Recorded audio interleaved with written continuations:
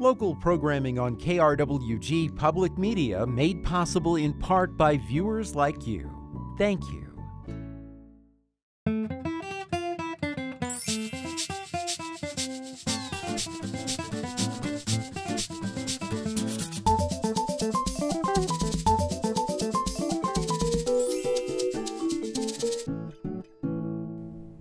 Hello and welcome to Fronteras at Changing America. I'm Anthony Moreno. On this program, we turn our focus to food insecurity. According to a USDA report in 2021, 13.5 million households in the U.S. were food insecure. To learn how this issue is impacting New Mexico, we are now joined by Mag Strittmatter, President and CEO of Roadrunner Food Bank. Mag, thank you so much for taking the time to talk with us. Oh, thank you for this opportunity, Anthony. Really appreciate it. I don't think it's any secret to our audience that New Mexico is one of the poorest states in the country dealing with poverty. So could you share with us how that impacts food insecurity in our state? Well, it is one of those stories that we often have to tell about where New Mexico ranks on some of the lists of other states across the country, and especially when we're talking about food insecurity with a lens on childhood insecurity and senior insecurity. It's a battle that we've been undertaking for years, and we're hoping that with future current and future collaborations we can put a dent into that. But it is an ongoing story, especially in the backdrop of the COVID pandemic, and with the arrival of over the last year of inflation and the consequences that has taken a bad situation and made it worse. Yeah, I'd like to talk with that about that issue a little bit more with you. Your organization works with other organizations and food pantries across the state to get food to food insecure folks across our area here in New Mexico. Can you share with us a little bit about how that inflation and rising fuel costs have made an impact this year? We were already seeing a slowdown in the ability for us to source food as a result of the complications of the pandemic and supply chain issues. But add that onto the next chapter, which is the inflation chapter, where it just took the cost of those foods, and those costs just became astronomical. And along with that went the cost of actually moving that product, either getting the freight costs that we have to pay to bring product to us, and then also our transportation expenses with the way of increasing diesel fuel costs really have complicated so much of what we're trying to do, and it makes a tough job even tougher. But we're resilient, and we're working very hard because there are people in the last mile that are desperate, in such need of the food that we provide. Now, we're learning a little bit more about how the pandemic has impacted not only our state, but the country. In terms of food insecurity, what can you share with us about just how big of an impact the pandemic had on New Mexico? We saw our numbers of individuals and families, seniors, children, having to utilize sources through our partnerships with partner or nonprofits across the entire state that may have not had to utilize those type of food services before. So we had an increase, obviously, as you could imagine, especially when the shutdown first happened during the pandemic and a lot of people were temporarily put out of work. It really increased the volume. And as time went on, some of that in the last 2 years, some of that decreased. But then with the whiplash of inflation, it made it such that many of those families that may have recovered somewhat because of the pandemic and we're back to work, we're now having to come to our food partners and request assistance because they just had to continue making difficult decisions of whether do I put my paycheck into my gas tank or do I go to the grocery store and buy groceries, and a myriad of other decisions they were forced to make. So it really has been a challenging time from COVID now through this last chapter of inflation. Now, you work with partners across the state. Can you give us an understanding about just how many of the partners you were working with were impacted by the pandemic? Were some not able to continue? There were several at the onset of the pandemic that had to close their doors. And I would say probably a good 10 to 12% of our partners in different parts of the state had to close their doors, either because they didn't have the resources to continue. And many of these partners are run by volunteers. And unfortunately, in some cases, we had volunteers who became sick as a result of the pandemic and could no longer operate or volunteer at the pantries, which meant they didn't have a workforce. And so they had to close, in some cases temporarily. But in the meantime, that meant as our responsibility as the Feeding America Food Bank in the state of New Mexico, we had to step up and step in and fill the void while they were not able to provide their services. So the shift and change shifted from local engagement to more of us having to come into communities and provide that support regardless, because we cannot have any communities go without what they need with respect to food. This year's Map the Meal Gap study from Feeding America highlighted the impact that rural communities were facing when it comes to food insecurity. Can you share with us a little bit about just how our rural communities in New Mexico are doing with this issue? Because there's a lot of rural communities in New Mexico. So I'd like to get your insight into this. You know, it's oftentimes easier for people in a more urban or suburban environment to have access to food distributions. In some cases, those are the places where we have a multitude of partners that they could utilize to get the assistance they need. In some cases, when you're talking outlying areas, there may be one or two different church groups or partner organizations that are open and able to support them. So in other words, they may have to travel miles. How are they going to get there if they can't afford gas in their car? Sometimes people will ride share and go together to distributions. It puts a lot of stress and strain on the more rural environments and people that are dealing with food insecurity in outlying areas in New Mexico. And so we have to be very hyper vigilant to make sure what's going on the ground in those communities. What are some of the challenges? How can we help be of support? And that can change, especially if there is an employer in those areas that closes. And so suddenly you have people that are losing their jobs. And when you're at a distance, it makes it harder for you to access resources that sometimes in a more urban and suburban environment we could take for granted. Mag, when policymakers, both at the national level and the state level, come to you to ask, how can we better address this issue of food insecurity in New Mexico, in our region, what are the things that you tell them? Resource. We saw over the last year and a half a decrease in federal emergency food assistance programming, the temporary emergency food assistance program called TFAP. We saw a sharp dramatic decrease in the amount of product that was coming into our state. And that was really first run good product. And so we're constantly talking to our legislative body on the national level, our congressional delegation about please emphasize the importance of getting foods like this into a state like New Mexico, which, as you stated, has a really large rural population. And then also, considering how on the state side, we could partner with the state as a collective of food banks, because we are part of the New Mexico Association of Food Banks, which consists of five of us that could work collaboratively so that we can get needed food into every county in the state. From a legislative standpoint, that means every House district, every Senate district in the state of New Mexico has a partner or multitude of partners in those districts providing support and service. So we want to help our legislative body understand how important it is for us to collaborate together so that we could throw a tablecloth across all 33 counties and help feed people as a partnership that is very important going forward. We only have about 30 seconds left with you, Mag, but I'd like to hear how folks can learn a little bit more about your organization and perhaps get involved.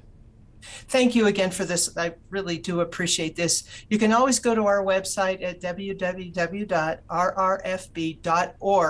to find out how you could give your time, give your expertise, and how you could give your funds to help support our efforts in providing food support across the state of New Mexico. And happy holidays to everybody. We are really, really appreciative of all you do and how you can help promote the cause and the solution. Mag Strittmatter is president and CEO of Roadrunner Food Bank. Mag, thank you so much for taking the time to talk with us. Thank you, Anthony. Appreciate it.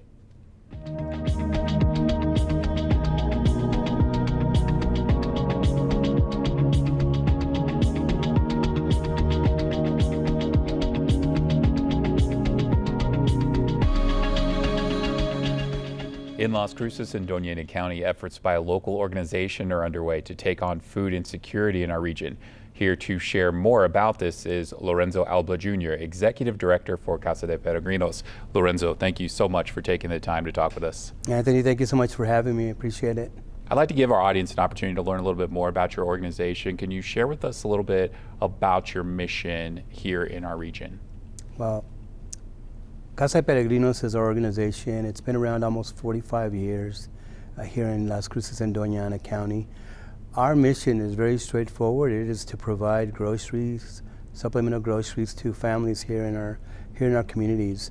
It's feeding the hungry, feeding people that are going through food insecurity. That mission is only carried out if we have partnerships in the community. So we've added that piece to our mission as making sure that we become sustainable by the partnerships that we have. And that would include like the City of Las Cruces, Doña Ana County, some local businesses, other organizations similar to ours, and some that aren't as similar to us, but also are trying to get food out there to the community.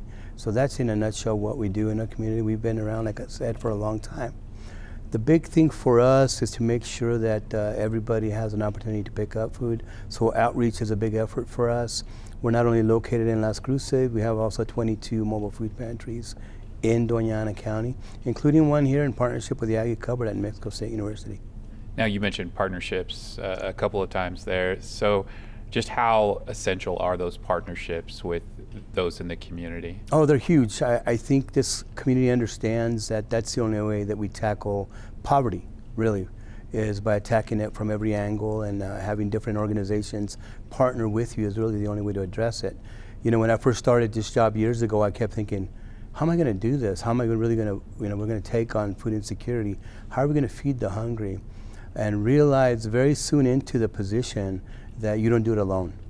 You do it together, you do it with other organizations, you get the government involved, you get other nonprofits involved, you get individuals involved with volunteerism, you get businesses involved and becoming not only sponsors for your events, but also sponsors in volunteerism, and donations obviously is the biggest thing.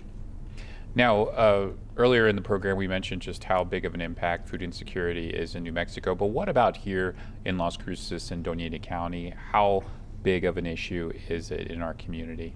You know, it's become an issue because it hasn't become an issue. It's been an issue, but I think really what's happened is the spotlight's been on us ever since the pandemic. The pandemic really put a spotlight on food insecurity in New Mexico. Even though we haven't done a great job of addressing it, I think everybody's really doing the best that they can with what we have, the resources that we have. In New Mexico, it's a big issue because of the geographic size. We live in the 5th largest state in the country.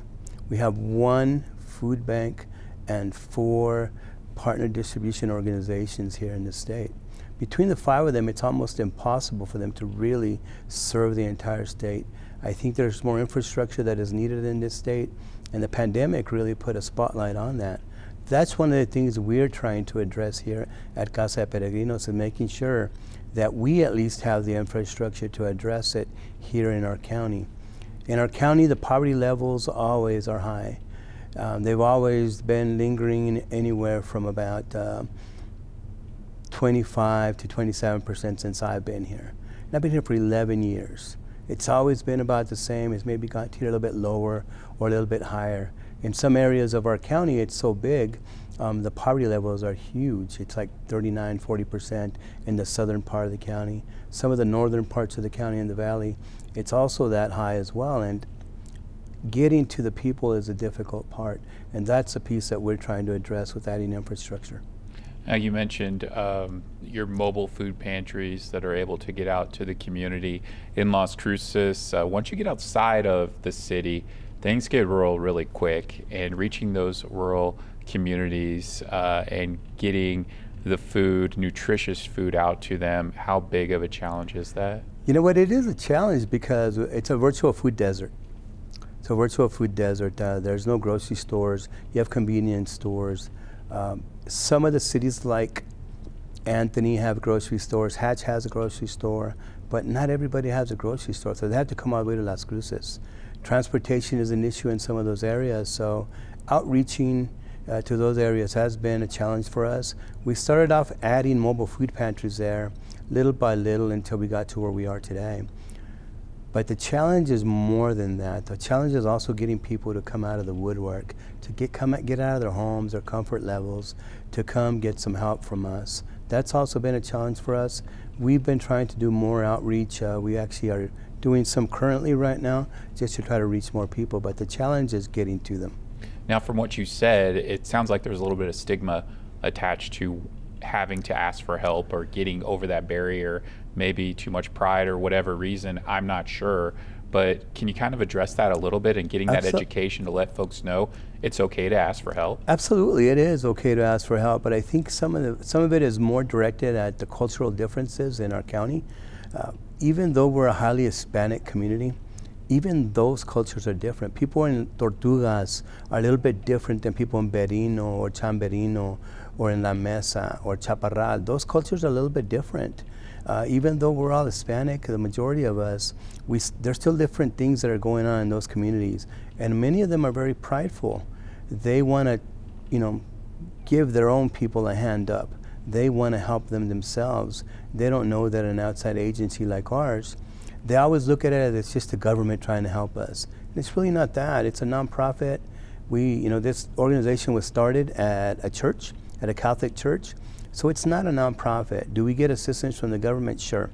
The commodities is part of what we do, but the bottom line on it is that our efforts are solely to reach more people, and it's okay to come out and get some assistance. We know that your families will need the help.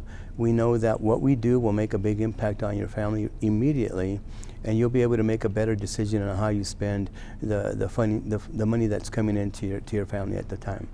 So how does your organization stay on top of the needs of the different communities we have in our region to understand how to reach out to them, how to communicate with them in order to meet your mission? You know what, we have a partnership with Doña Ana County, and they have promotoras and other staff that go around the county, and they help us. They let us know where the issues fall. We also go out there, our staff, we have a good staff that covers the rural communities. They go out there and ask questions. We also ask the people that are already coming, why aren't more people coming? How can we get them to come? What can we do to entice them to come out and get some of this assistance? So asking questions and becoming good listeners in those areas has really made us very good at what we do with outreach. Now, it's not enough. I think we need to do a little bit more, and we're in those efforts currently right now, trying to do some pop-up produce stands, getting people to just come pick up a bag of produce and really trying to help them understand that, hey, about a mile from here, we have a mobile food pantry scheduled once a month. Right now we're here, we're just giving out some free produce. Here's some information about what we're doing. That's the kind of thing that we need to do more often. It becomes expensive, but I think it's a good way to reach people. And everybody is going to take a free bag of produce. Absolutely. Why? Because it's expensive right now. It's high dollar stuff right now. Now, you mentioned cost. A lot of organizations have been dealing with the costs of inflation, fuel costs. How has this impacted your organization and its mission this year? Year over year for us, the cost has gone up about 22%. So what we were paying last year for food was 22% less at this time. That's thousands of dollars. when you're dealing with donors and stakeholders like the city and the county and some of the funding that comes from foundations, you know, we consider ourselves to be very good stewards of the funding that comes to us. But trying to help them understand what's happening to us because of inflation, because of food costs, is very difficult. The decisions we have to make right now are really based on what's available to us. And I know even our partner, Roadrunner Food Bank, struggles with bringing food in right now because of the cost. They need more funding, they need more donations to be able to help the food pantries like us. We rely on them for many things. But when they don't have the assistance that they need, it does become an issue for the entire state and how we address food insecurity in our state. So we're all looking at that together. It's been more and more difficult week by week, especially lately. For the first time in the 11 years that I've been here, the first year, we are experiencing empty shelves in our warehouse. And it's not that we don't have food, it's that we can't keep it on the shelves because there's not that much available for us to purchase or to receive from the food bank. So it's becoming an issue. We were trying to address that. We've been having conversations internally about how to ask for more assistance from the communities. So this is what we're doing now.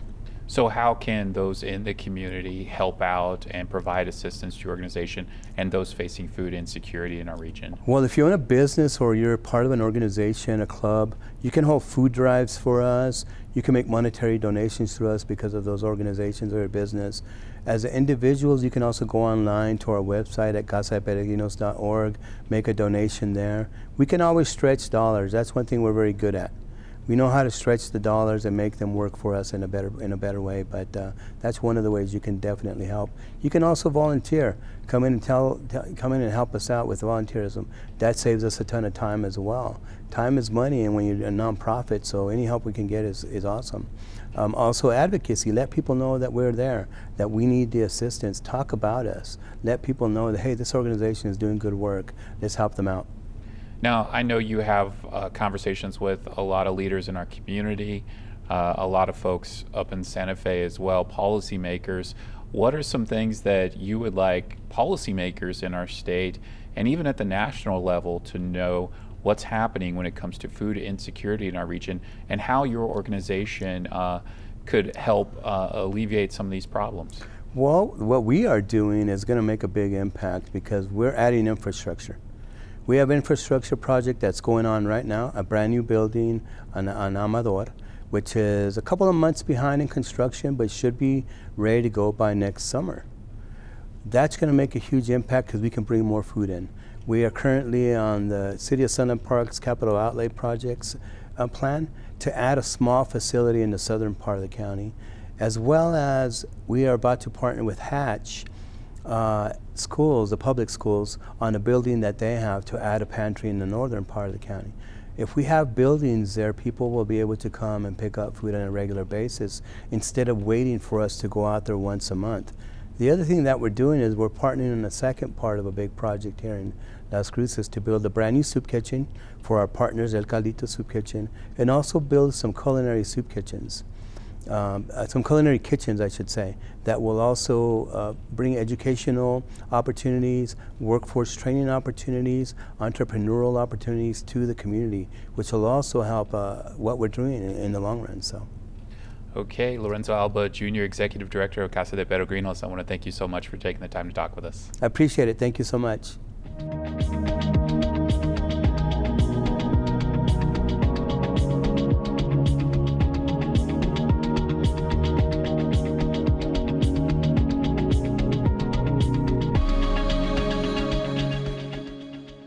Moving on, we now highlight one locally owned souvenir shop in El Paso that found success in business by sharing the work of local artists and talented people in the borderland.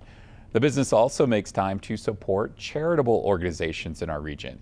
Our producer, Evelyn Sandoval, visited El Paso to share the story of Chuco Relic. Ooh, there it is. Well, thank you and have a good day. We'll see you all again soon. Chuco Relic started a little over 10 years ago.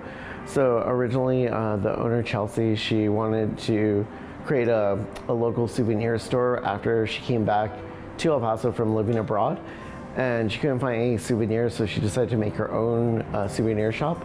So from there, she started getting more El Paso artists. It's very important for Chickarella to help the community because they help us. So whenever they buy anything from the store, whether it's a nonprofit or a regular item, those items support also the artists that are in the community. Chickarella has partnered with 7 local nonprofits. When we partnered up with El Pasoans Fighting Hunger, we designed the shirt El Paso Strong to give 15% back in proceeds from that shirt back to that charity. We always try to promote that shirt through Instagram or Facebook. Chickarella has a lot of responsibilities when it comes to the nonprofits. We have to make sure that we account for all the money that was made with the selling of the shirts that we sell, and to make sure that those proceeds get to those charities. So the charities that we support are all El Paso focused. In the future we may broaden, but we right now are just totally committed to El Paso. And of course all kinds of cool stuff, but I'll let you look around, so let me know if you have any questions. All right, thank you. We do have, of course, people outside of El Paso that support us. Both people that are from El Paso or are married to somebody from El Paso. So thanks to them, that pretty much all over the world, all over the country, they actually are supporting local community foundations and charities by buying those same shirts that they're ordering from like New York or from the East Coast, West Coast, wherever they're ordering from. Whatever money they spend on those orders that we're mailing out are still going to the local community. Whenever you get a chance, if you're in town, you can always come into our 3 locations. We have a central, west, and east location. And if you can't make it into town or you're just missing home, you can always order online. And if you order a nonprofit shirt, you're still donating to the community. And if you don't get a nonprofit shirt, you're actually helping the artists in the El Paso community also. That's it for this week's episode. Remember, you can always email your thoughts to us at feedback@nmsu.edu. And stay updated with the latest news at krwg.org, the region's homepage. I'm Anthony Moreno. We'll see you next time.